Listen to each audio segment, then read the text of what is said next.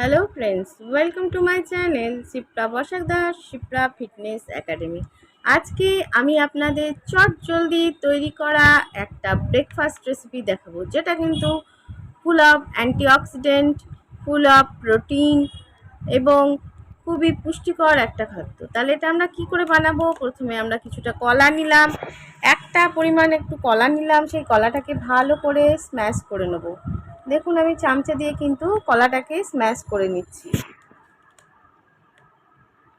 একটু ভালোভাবে স্ম্যাশ করে নিলে হবে কি, খাবারটা খেতেও ভালো লাগবে। এবার আমরা নিচ্ছি দুধ। দুধ আমরা হাফ কাপের একটু বেশি নিলাম।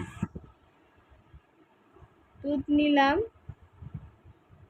এরপরে আমি করেছিলাম কি, 2 চামচ চিয়া বীজ কিন্তু ভিজিয়ে রেখেছিলাম। ঘন্টা দুয়েক আগে ভিজিয়ে রাখলে হবে, বা সকালবেলা যদি আপনারা ব্রেকফাস্টের জন্য তৈরি করেন, সেই ক্ষেত্রে রাত্রেবেলা 2 চামচ চিয়া বীজ আপনারা কিন্তু ভিজিয়ে রাখবেন।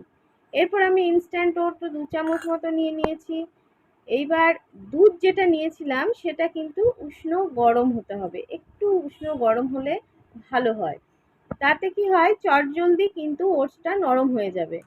এবার আমরা করব কি, দেখুন আর একটু পরিমাণ দুধ লাগবে, সেই পরিমাণ দুধও আমরা মিশিয়ে নিলাম। মিশিয়ে নিয়ে খুব ভালো করে নেড়ে মিশ্রণটিকে ভালো করে চামচ দিয়ে মিশিয়ে নিন। এরপর কি করতে হবে? আর কিচ্ছু না, আমাদের কাজ কিন্তু শেষ।